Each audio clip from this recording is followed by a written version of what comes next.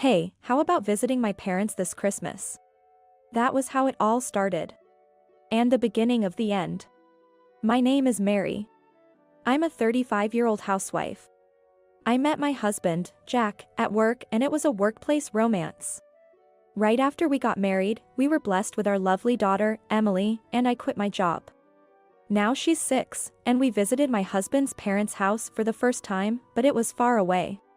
Hey, is dinner ready yet? My mother-in-law's voice echoed through the room. Yes. Just a moment. I reply while bustling around. My mother-in-law sighs deeply. You're so slow. Jack, how can you stand such a slow wife? Well, yeah. Other wives are much more efficient, she really is too slow and it's a problem. What the heck? You jerk. He is just lunging around and watching TV, of all things.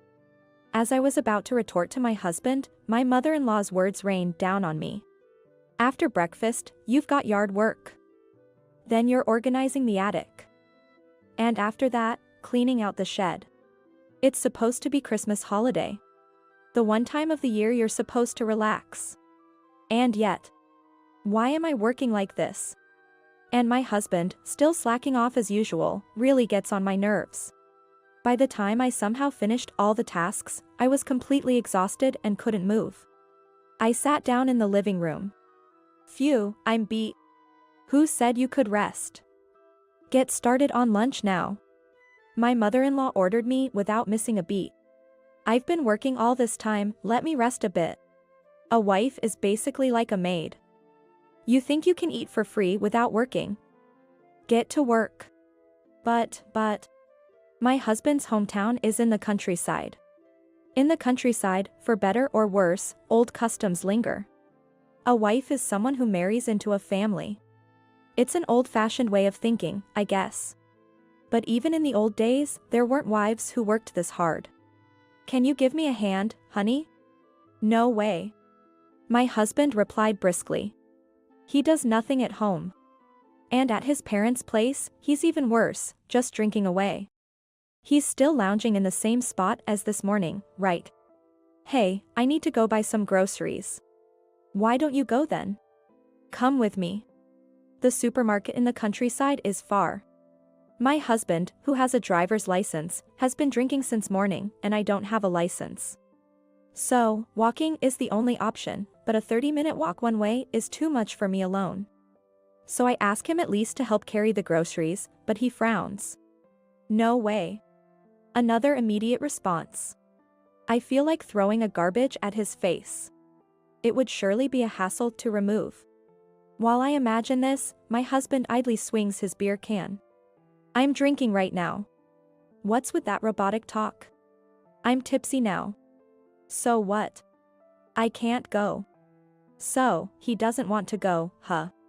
Fine then. This useless man. While I'm seething, my mother-in-law yells from behind. Isn't dinner ready yet? Ugh. Fine. I'll buy tons of marshmallows. Yeah, I finally made it back. A 30-minute walk one way was really tough. And on the way back, I'm carrying groceries in both hands. I stagger into my husband's parents' house, completely exhausted. I put down the bags and plop down in the entrance. I let out a long sigh. That's when it happened. Hurry up. Geez, you're as slow as your mother. I'm sorry. I hear my mother-in-law's angry voice and my daughter apologizing. At that moment, I was like a robot. I was running on backup energy, having depleted all my primary energy. Forgetting all my fatigue, I suddenly jump up and dash towards the source of the voices. I stepped over my husband, who was still lazing around, and rushed over. I thought I heard a pathetic whimper from underfoot, but I ignored it for now. I head to the kitchen where the voices came from. And what I saw was... What are you doing? I yell, and my mother-in-law and daughter both look at me. Mom. You finally got back, huh? Seeing my face, my daughter's face brightened. I could see tears in her eyes. Sitting in a chair, my mother-in-law was arrogantly perched. What are you doing? At my question, mother-in-law snorted. Looking over, I saw my daughter, Emily, holding a saucepan. Why? Emily, what are you doing? My daughter explained hesitantly at my question. Well, Grandma said she was hungry and told me to get ready. She told me to start cooking. My goodness. Not being able to cook, what a useless granddaughter. What have you been teaching her? Like mother, like daughter, huh? I wonder if she's really my son's child. Even I couldn't hold back when my daughter was spoken about like that. She's only 6 years old. Telling such a young child to cook, can't you do it yourself? Saying such things to your own granddaughter. Mother-in-law's face turned red as she screeched. What are you saying, making an old lady like me work? What a terrible woman you are. Listen, a wife is basically a maid, it's natural for her to work quietly. And a maid's daughter is also a maid. A maid. Exactly. Who do you think allows you to live? You're living off the money my son works so hard to earn. It's only right to respect your husband and me. Stop complaining and work, maid. With that outburst, mother-in-law stormed out of the kitchen. I was so taken aback, I couldn't retort.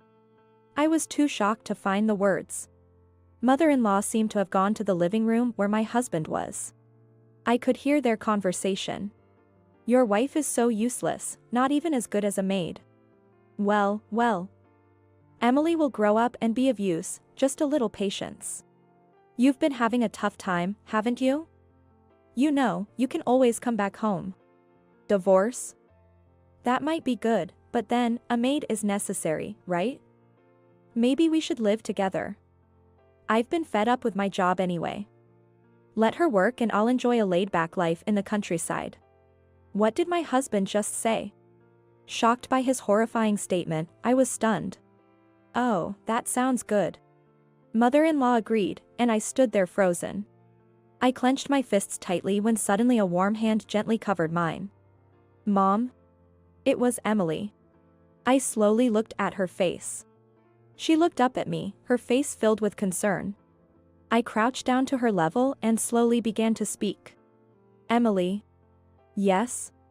Do you like Daddy? Well? She didn't answer right away. Of course, she wouldn't. My husband has been indifferent to parenting. He barely talks to Emily or me when he gets home from work, just lounges on the sofa watching TV or fiddling with his phone. On weekends, he goes out drinking and comes home late. Since the times changed and he couldn't go out, he's been drinking at home until late at night. The next day's hangover has become a routine. During long weekends, he just lazes at home or goes out with friends. Family outings? We've barely done any. Actually, when was the last time we did? How many months, or rather, years has it been since this family trip, disguised as a visit to the in-laws? I bet my husband doesn't even know what class our daughter is in at school. He knows nothing about her likes and dislikes. He has no interest in what she wants to be when she grows up. No wonder she can't say she likes her father. It's only natural. So, I asked again. Then, do you like Grandma? I hate her. So, an immediate answer there. I couldn't help but give a wry smile. No wonder, after being yelled at like that. But then, she said something unexpected. Because Grandma bullies Mom. It's supposed to be Christmas, but Mom never gets to relax, right? Always being told to do this and that. Grandma is mean. Children observe more than we think. I guess it was obvious, with all those direct commands. While chuckling, I asked a crucial question. Emily, would you like to live with Grandma? She shook her head. What about Dad? I don't need him. Her immediate response was impressive. And my decision was made. The next day, I went out with my daughter early in the morning. By the time we returned to my in-laws' home, it was already dark. Entering the house, my mother-in-law and my husband were waiting, looking irritated. Finally back, where have you been? Just out and about. I evaded husband's question. Seeing my reaction, mother-in-law commented. Ugh. Young wives these days. Fine, you are now officially a maid. Hey, maid, I'm hungry. Where's dinner and tea? Ever the commander, mother-in-law. I silently served tea to both of them. My husband reached for his teacup. But I swiftly snatched it away. Eh? What the heck? He looked dumbfounded. And then I doused him with the tea. Whoa. What are you doing? Don't worry, it's cooled down. That's not the point. Hey, stop. I doused him thoroughly with the tea, swiftly dodging his reaching hand, and placed the teacup down with a clink. Hey, you. How dare you, a mere maid? Mother-in-law's eyes bulged with anger. Shut up. I am not your maid or anything else. I retorted fiercely. Mother-in-law stood up, about to yell, but I cut her off. I interrupted her. What the? A son's wife is not a maid. If you didn't know, let me teach you. I am not a maid. I pressed on, seeing my mother-in-law unable to respond. Her mouth opened and closed, but no words came out. I glared at her, foam practically coming out of her mouth, and leaned in close. Oh. She let out a scream like she was cringing. I moved my face even closer, unbothered. The distance was just 4 inches. Listen, and listen well. There's no system in this world that allows you to exploit a daughter-in-law as much as you like. I will protect my family, but I have no intention of becoming a family servant. What? I am your husband's mother. I am family. You should protect me, follow my orders. Are you okay, in the head? If I were really a maid, I wouldn't be family. How are you family if you're ordering around the maid? I replied calmly to my mother-in-law's nonsensical words. Her face, which was pale a moment ago, now turned bright red. How dare you talk to me like that? Because you are so rude. Who do you think you are? I am your mother-in-law. Save the jokes for when you're sleeping. I had been patient. Incredibly patient. But I couldn't anymore. There's a limit to everything. And with my mother-in-law and husband's attitudes, my patience finally crumbled. And what about your granddaughter? You think she's a maid too? Enough with the jokes. I leaned in closer, and mother-in-law's face turned pale again. Like a traffic light. So weak. After all her grand talk, just a bit of pushback and she's like this. I was disappointed by her shallowness. I pulled back, narrowing my eyes in disgust. Mother-in-law, now pale, trembled slightly. After looking at her, I turned to the other person. Now it's your turn.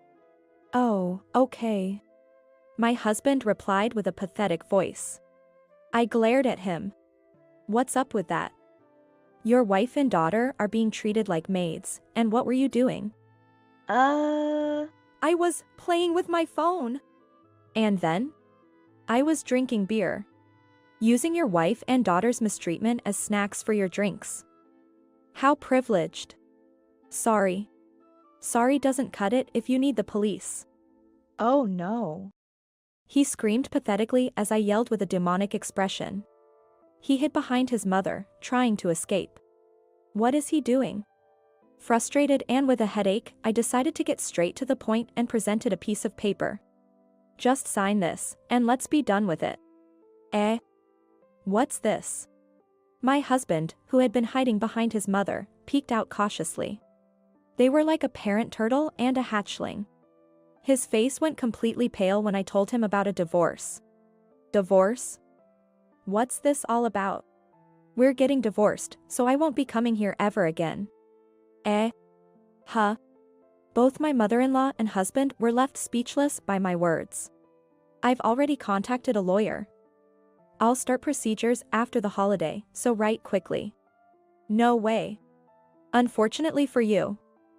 I'm quick to act once I've made up my mind. As I said this to him, my husband shook his head, almost in tears. I don't want a divorce. I don't want it. Troubled that I won't be around? Yes. Relieved to have me do everything for you? Yes. So, having me as a maid is convenient, and that's why divorce bothers you? Yes. No, I mean, not like that. Caught in your own words, aren't you? Gosh. This feels like deja vu. Just a moment ago, my husband screamed at my demon-like anger. Well, no matter. If he doesn't sign, I'll just have to involve a professional. Sign or not, the divorce is happening. I've already informed my family. Emily. Here, Mom, what is it? Are you ready? Yeah. I've packed all my stuff. Responding to my call, my daughter popped her head out cheerfully. She held up her own bag in her hand. Hey, where are you going? With Emily's luggage and mine in hand, I turned to my husband. Good question. We're going to my parents' house now. What? Hey, don't joke. The only one joking here is you. I wasn't joking. A husband who visits his family just to treat his wife and daughter like maids is no joke. We'll discuss the divorce properly with a lawyer. Goodbye. I had said what needed to be said.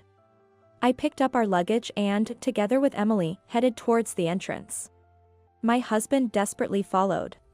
Wait. You can't live without me. At his words, I stopped abruptly. Slowly turning around, my husband also stopped. Forgot something? I looked at him intently, then asked. What's that? Didn't you remember? I was more successful and earning more than you before. I left work because of pregnancy, but even then, I was making more than you are now. At these words, my husband's face turned ashen. Had he forgotten that we used to work at the same place? What conveniently selective memory. It has been a while since I quit my job, but it's time to start working again, little by little.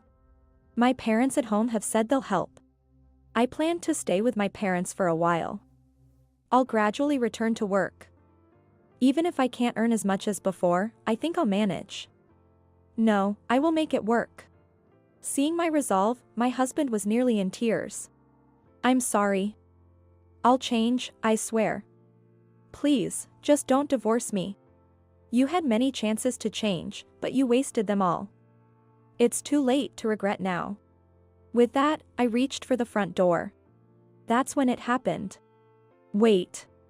My mother-in-law, who had been silent until now, called out. Irritated, I turned back to see her with a troubled look. What is it? Frowning, I was met with a shout from my mother-in-law. What about my dinner? I don't care. I shouted back defiantly, and this time we truly left her house. My daughter and I headed straight to my parents' house. They greeted us with smiles.